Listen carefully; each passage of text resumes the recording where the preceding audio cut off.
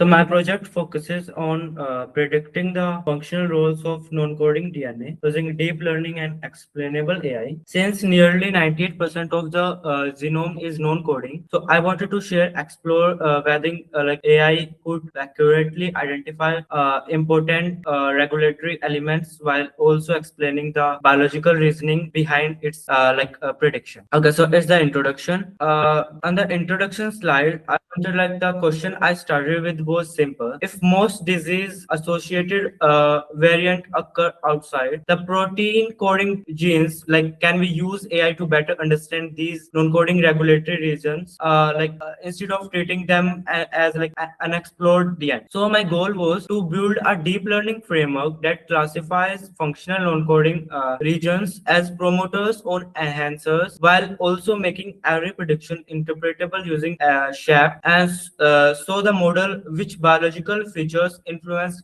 its decision. Moving to the next slide, let's talk about the background. So before discussing the model, it's important to understand why non-coding DNA plays such a critical role in gene regulations and disease. So we'll talk about that first. So let's talk about its background. So only about 1 to 2% of human genome codes for proteins. Like much of the remaining DNA contains regulatory elements like promoters and enhancers that could gene expression. Although deep learning models can predict these elements, many behave like black boxes. So which motivated me to combine predictions with explainability. So now we talk about why it matters. So more than, you can see numbers. So more than 90% of disease associated variants are found in non-coding DNA. This highlights why understanding regulatory elements is important. So not only for basic biology, but also for understanding disease mechanism.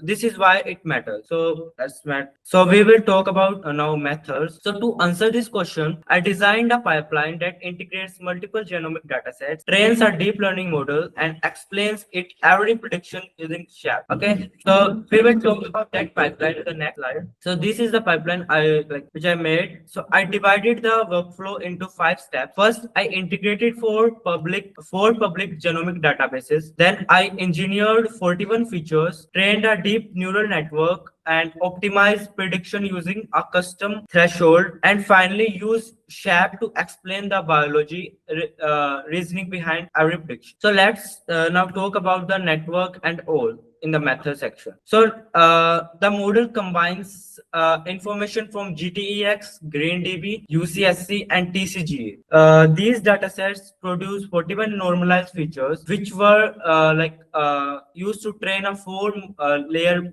PyTorch neural network to improve stability and reduce overfitting. I used batch normalization, leaky ReLU activation, and dropout and awaited loss function. So next from next slide, we will talk about explainability. So in this slide, after training the model, I use SHAP deep explainer to identify which feature influence each prediction. I also prioritized enhancer prediction with 90% confidence and at least one overlapping TCGA mutation to explore their potential cancer relevance. So after this all, we'll continue to the result. Okay, so this we'll talk about now results. I evaluated the framework using 3 aspects: prediction performance, biological interpretability, and its potential usefulness to identify biological relevant regulatory regions. So first we talk about a feature composition. Okay, so you can see out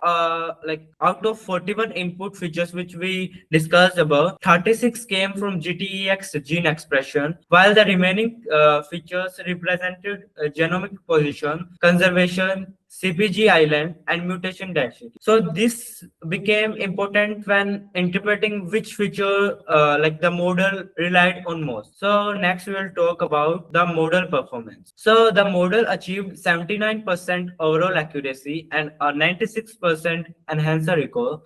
Promoter recall was lower because I intentionally used a stricter decision to threshold to reduce false position promoter predictions. So next slide we will talk about baseline versus multiomics. So compared with this baseline model, the multiomics framework showed modest improvement in promoter prediction while maintaining the strong enhancer performance. So demonstrating the benefit of integrating multiple genomic datasets. So moving to the next slide, validation performance. So the validation result confirmed like the expected trade-off, raising the promoter threshold from improved prediction confidence, but reduce the promoter recall, you can see, and reflecting the balance between precision and sensitivity. So next we will talk about ROC and all, which our result came from. The ROC curve achieved an AUC of 0.80, showed like good discrimination between promoters and enhancers. Like SHAP analysis identified TSS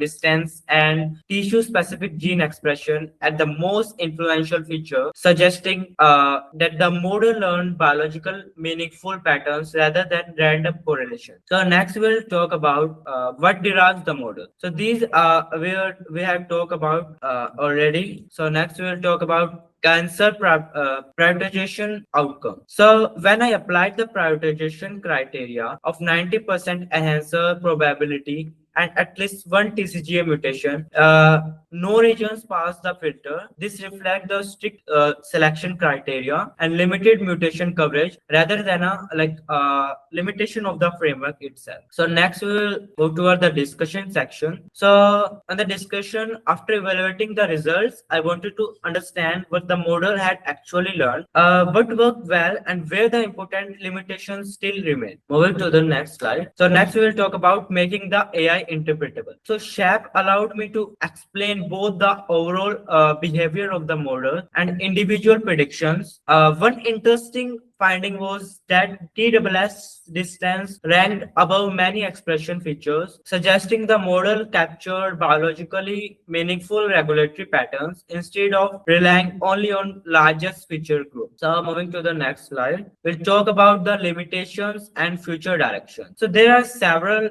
limitations. Most feature came from from GTEx expression data. The promoter threshold was tuned on the evolution split, and the model still requires testing on additional tissues and experimental validation. So incorporating data such as high HIC could further improve prediction of long-range regulatory interaction. So now moving to the next slide, conclusion. Okay, so conclusion finally I'd like to summarize the key contribution what this framework could enable in future research. Okay, so we'll talk about it in this conclusion we have prepared. So in conclusion, overall this framework demonstrate that integrating multiple genomic datasets with deep learning can accurately classify regulatory elements while remaining biological interpretable through SHAP. Although additional validation is needed, but it provides a strong foundation for research in regulatory genomics. So next slide we will talk about the references. So these are the references that the key publication that I supported the biological background, datasets, and computational methods used throughout this project. A complete list of references included in this paper. Now moving to the next slide. Okay, so we have reached the final slide. Thank you for the time and attention. I'm happy to answer any question about this biology dataset model architecture or the decision made throughout the project.